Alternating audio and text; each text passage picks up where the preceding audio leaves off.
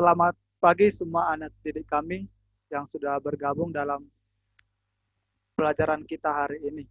Selamat pagi semuanya. Pagi, Pagi, Pak. Pak. Ya, walaupun pelajaran kerja ini masih kita lanjutkan secara virtual meeting, biarlah tidak menyurutkan semangat kita untuk tetap mau belajar dan mau semakin pribadi yang lebih baik lagi.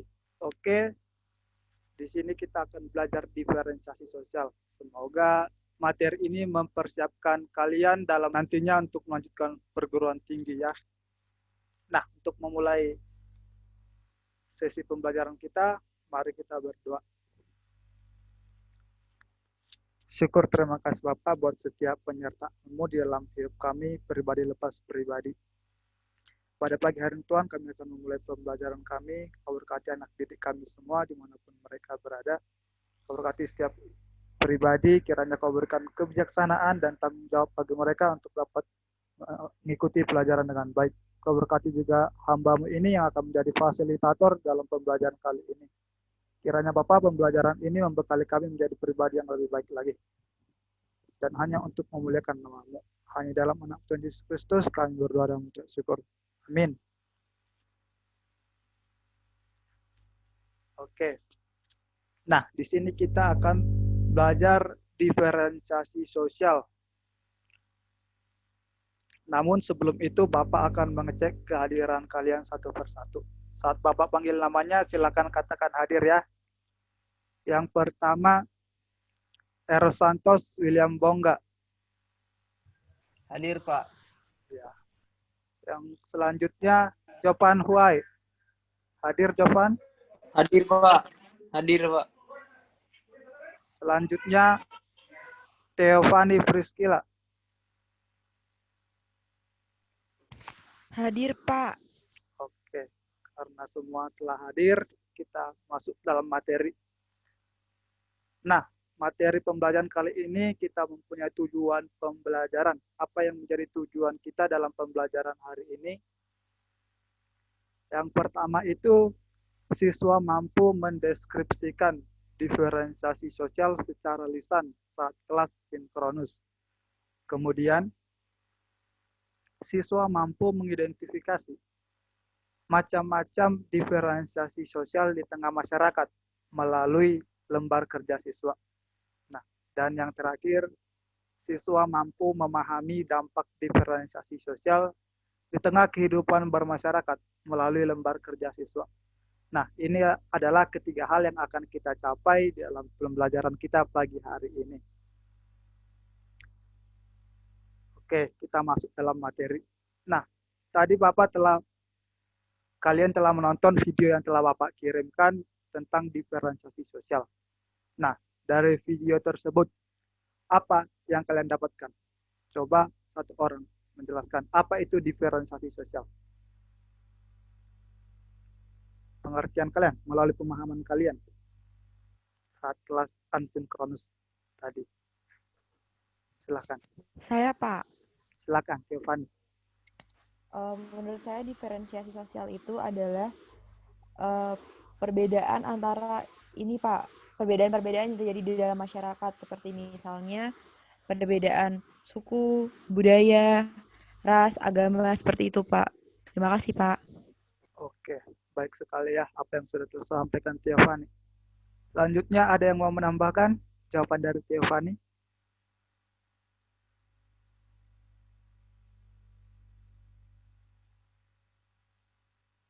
Coba Jovan, silakan Jovan.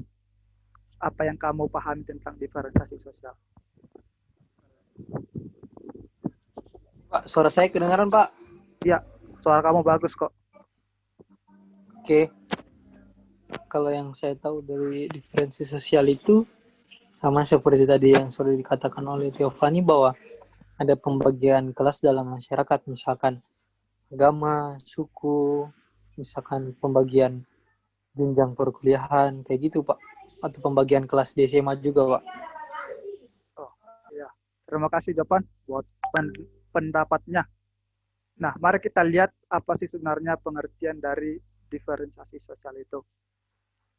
Nah, saya sudah mengambil satu pengertian yang saya rasa mudah kita pahami untuk memahami pengertian diferensiasi sosial.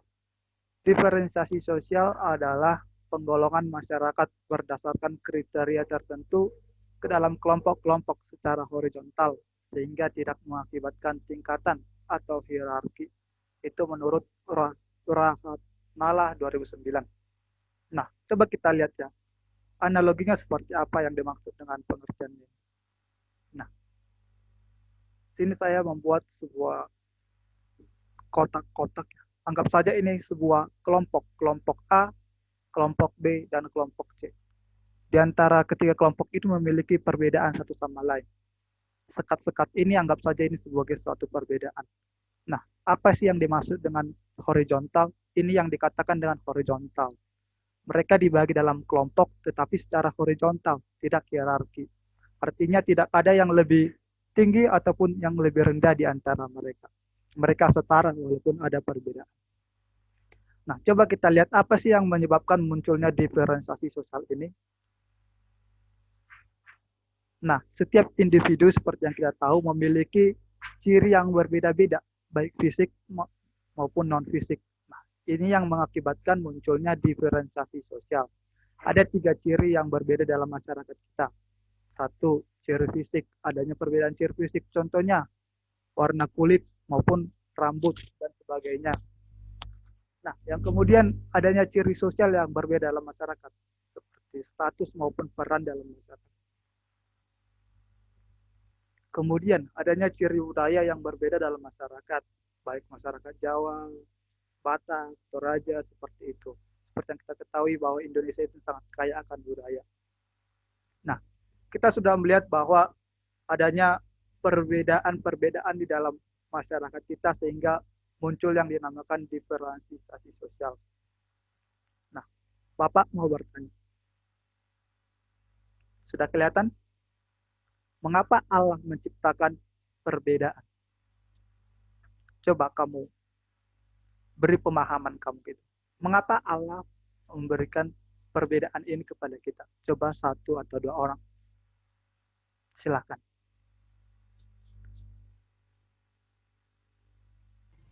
Saya Pak, Ya, silakan Eros. di mana Allah menciptakan kita itu untuk saling melengkapi Pak. Nah, karena kita tahu kita semua tidak sempurna, kita punya kelebihan dan juga kekurangan. Jadi untuk itulah kita diciptakan berbeda itu untuk saling melengkapi. Itu sih Pak. Ya, terima kasih Eros buat jawabannya. Ada yang mau menambahkan? Coba 1 orang lagi.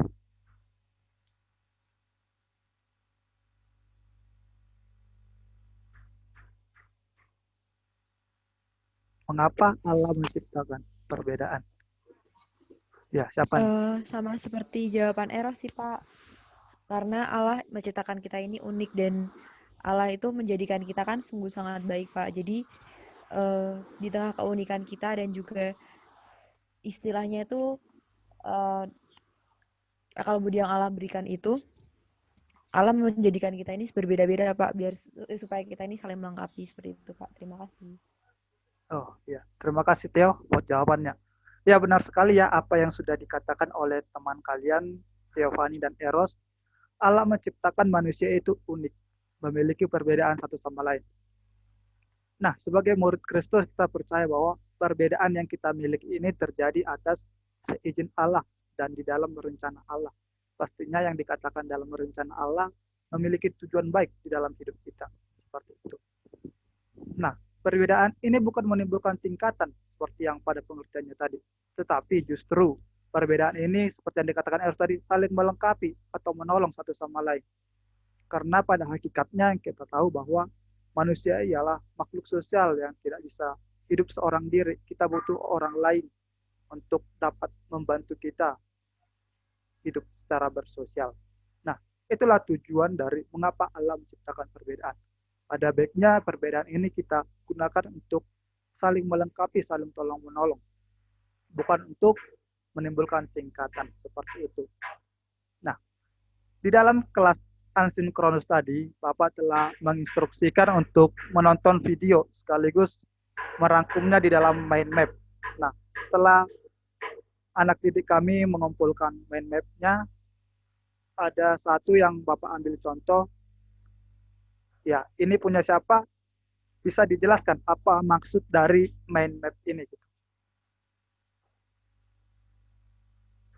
Ya, jadi itu punya saya, Pak. Ya, silakan Eros. Jadi dari video yang Bapak sudah bagikan, itu dari diferensiasi sosial itu terbagi klasifikasinya itu terbagi menjadi 7 bagian, Pak. Di mana itu ada ras, etnis atau suku bangsa, gender, agama, bahasa, klan atau marga, dan profesi. Nah, di mana setiap klasifikasi diferensiasi sosial ini ada juga contoh-contohnya gitu, Pak. Oh ya, terima kasih Eros buat penjelasannya mengenai mind map yang sudah kalian buat. Bapak harap semua sudah menonton videonya ya dalam kelas asinkronus. Nah, Bapak hanya menambahkan sekilas mengenai macam-macam diferensiasi sosial ini. Bapak telah membagikan video dan dalam video tersebut sudah dijelaskan cukup rinci. Nah, sekarang Bapak hanya menyampaikan sekilas mengenai macam-macam diferensiasi sosial. Nah, ada beberapa macam bentuk diferensiasi sosial. Yang pertama, ras, jenis kelamin, agama, profesi, klan, dan suku bangsa. Nah, tadi Eros sebutkan ada bahasa. Itu kita masukkan di dalam suku bangsa. Nah, coba kita lihat satu persatu secara rinci. Nah, pertama ras. Apa sih yang dimaksud dengan ras? Coba satu orang, ada yang bisa menyampaikan pendapat? Tiffany deh, coba Tiffany. Apa yang kamu tahu mengenai apa itu yang dikatakan ras? Yang saya dapat dari ras tadi itu adalah ini Pak, itu tuh dari biologi kita Pak. Jadi itu seperti suku bangsa seperti itu Pak. Jadi misalnya seperti ras Asiatik itu siapa aja gitu. Nanti juga ada ras yang lain seperti itu Pak. Jadi seperti sebelum jadi suku gitu Pak. Terima kasih Pak. Iya, baik sekali apa yang disampaikan Tiffany. Coba kita lihat ya. Nah, pengelompokan ras itu adalah pengelompokan manusia berdasarkan ciri biologis lahiriah yang sama. Nah, sama seperti yang disampaikan Giovanni, berdasarkan ciri biologisnya. Nah, di sini ada 3 macam ras yang Bapak akan jelaskan. Sebenarnya ada ras yang lain, ras-ras khusus, tapi secara garis besar ada 3 ras di bumi yang cukup besar gitu pengelompokannya. Yang pertama Kaukasoid, Mongoloid, dan Negroid. Kamu bisa lihat ini ciri-cirinya. Contohnya Kaukasoid berkulit putih, Mongoloid berkulit sawo matang, Negroid berkulit hitam. Coba kita lihat gambarnya. Nah, ini gambar yang bisa kita lihat sebagai contoh. Di sini rambut pirang, rambut hitam, rambut keriting gitu. Nah, walaupun mereka berbeda fisik secara lahiriah, secara biologis seperti itu, bukan berarti adanya tingkatan di dalam mereka. Ini membuat mereka setara. Tidak ada yang lebih tinggi maupun lebih rendah. Nah, kemudian diferensiasi jenis kelamin. Nah, seperti yang kita ketahui ya, jenis kelamin itu hanya ada 2, jangan tidak bertambahkan, perempuan dan laki-laki. Perempuan dan laki-laki memiliki ciri biologis yang berbeda. Kini laki-laki dan perempuan telah memiliki kesempatan yang sama, baik dalam pendidikan maupun pekerjaan. Jika dulu perempuan sering direndahkan hanya di dapur atau di sumur, gitu.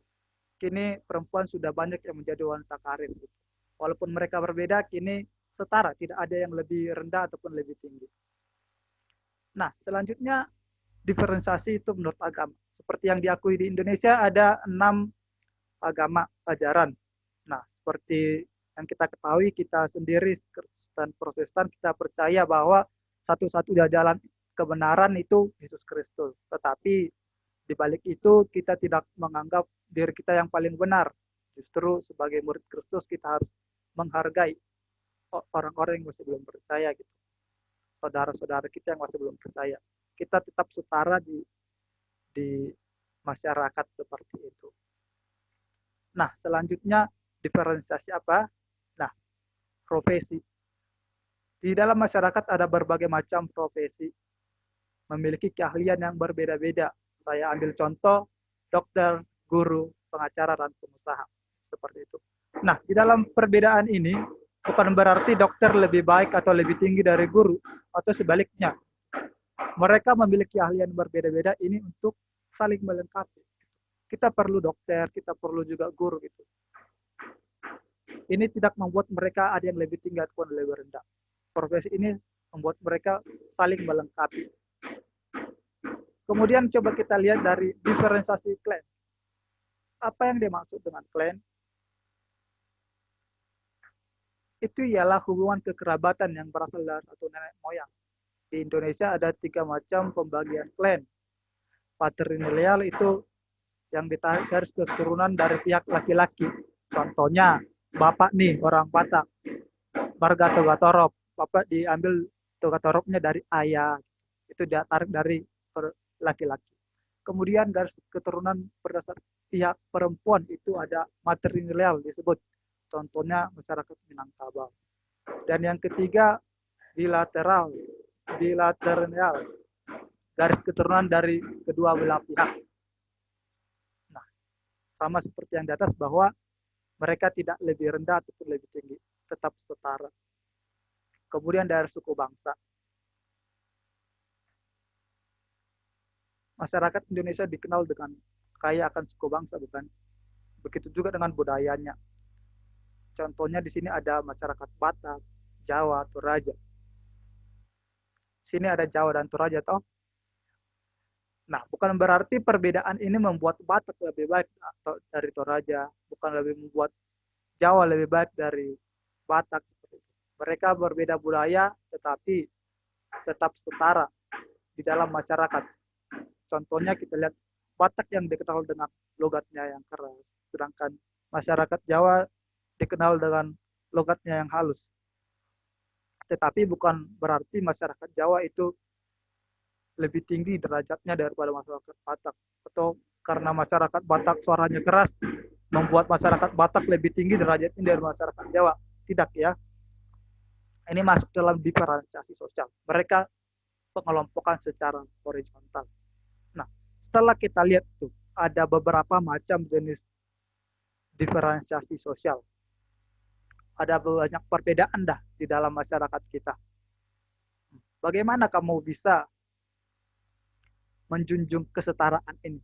Kan dalam diferensiasi sosial dituntut kesetaraan di dalam kehidupan bermasyarakat. Bagaimana kamu bisa menjunjung kesetaraan ini? Sedangkan kamu lihat di masyarakat kamu, ada masyarakat Jawa, masyarakat Batak, ada yang pekerjaannya ini, agamanya ini, suku bangsanya ini, seperti itu. Coba, apa yang bisa kamu lakukan dalam menjunjung kesetaraan ini? Boleh jawab tidak, Pak? Dari Theo dulu. Ya, silakan Theo.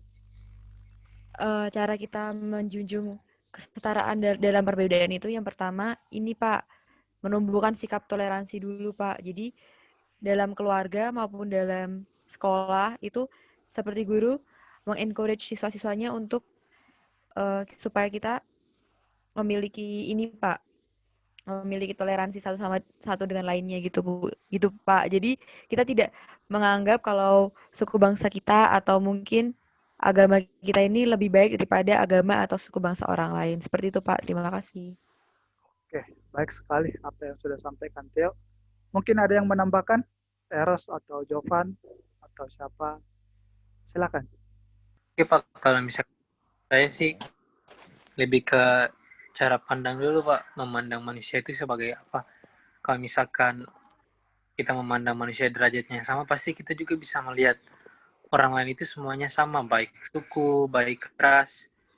Ya balik lagi ke toleransi lagi Pak. Ini kita sudah punya cara pandang yang benar kalau kita semua ini adalah setara gitu Pak. Iya, terima kasih Jovan, jawaban yang baik. Nah, benar sekali ya. Di tengah perbedaan ini menjunjung kesetaraan itu sangat penting agar tidak menimbulkan konflik. Di tengah masyarakat kita lihat berbagai macam konflik telah terjadi. Gitu. Tapi bagaimana caranya kita menjunjung perbedaan ini, gitu, menjunjung kesetaraan ini seperti itu.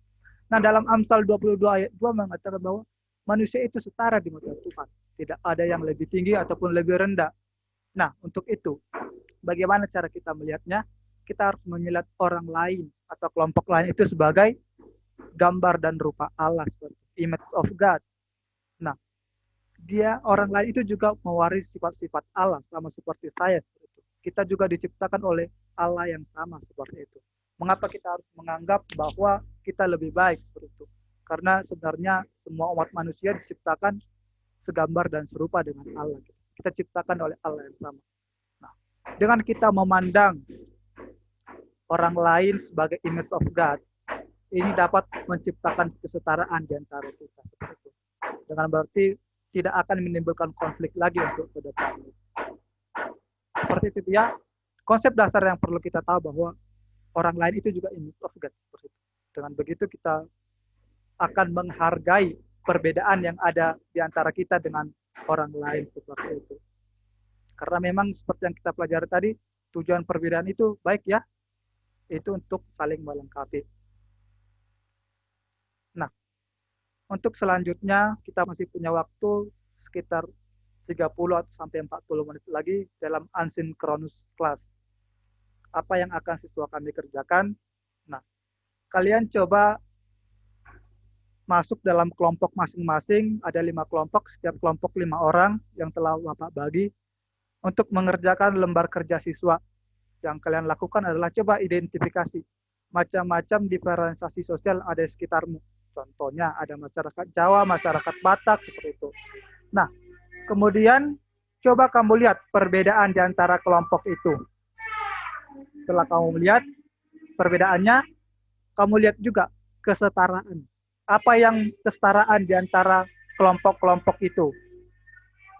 Kemudian kamu lihat setelah adanya diferensiasi sosial ini, apa dampak yang masyarakat rasakan. Nah, kamu akan tuliskan itu dalam lembar kerja siswa. Bapak telah membuat contoh, salah satu contohnya di sini diferensiasi jenis kelamin. Kalian tidak perlu lagi mengerjakan ini. Nah, ada laki-laki dan perempuan. Perbedaannya, laki-laki setelah dewasa memiliki kumis. Kedua, dada lebar. Perempuan tidak memiliki kumis, 2 pinggul lebar. Nah, perempuan kan memang memiliki ciri fisik biologis yang berbeda.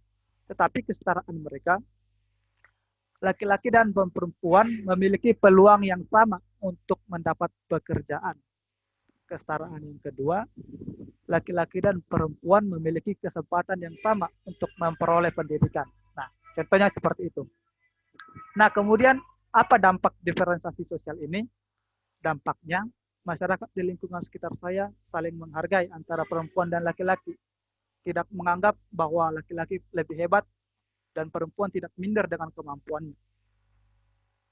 Selain itu, pandangan bahwa derajat anak laki-laki lebih tinggi dari perempuan itu sudah mulai pudar dari masyarakat di sekitar Bapak itu. Karena orang Batak kan sering menganggap bahwa anak laki-laki lebih tinggi derajatnya. Kini sudah mulai pudar dengan adanya diferensiasi jenis kelamin ini. Seperti itu. Sampai di sini ada pertanyaan buat tugas atau materi kita hari ini. Pak mau bertanya, Pak. Tugasnya paling lambat dikumpulin kapan ya, Pak? Iya, nanti kalian dalam waktu 30 menit dikumpul di Microsoft Teams di file. Ini dikerjakan dalam waktu asynchronous class. Tugas hari ini. Baik, Pak. Terima kasih. Ya. Berarti bentuknya tetap tabel seperti itu ya, Pak? Ya. Nah, untuk file lembar kerjanya Bapak sudah upload di Microsoft Teams di file. Dan rubriknya Bapak sudah cantumkan di sana. Kalian bisa download setelah selesai dari kelas ini. Ya. Baik, Pak. Terima kasih. Kemudian setelah selesai, kalian dapat mengumpulkan kembali di folder yang telah Bapak sediakan, itu folder tugas di Microsoft Teams juga di file. Nanti akan Bapak buat foldernya. Mungkin demikian kelas kita hari ini. Silakan melanjutkan kelas secara asynchronous class. Nanti bakal Bapak chat di grup Teams ya untuk tugas minggu depan dan jika waktu kita sudah selesai agar kalian dapat berdoa secara pribadi. Demikian. Masih ada pertanyaan mengenai materi atau tugasnya? Jelas Pak, jelas. Oke, terima kasih. Silakan melanjutkan kelas secara asinkronus ya. Sudah bisa live dari grup. Terima kasih Pak. Makasih, Pak. Iya, sama-sama. Terima kasih, Pak.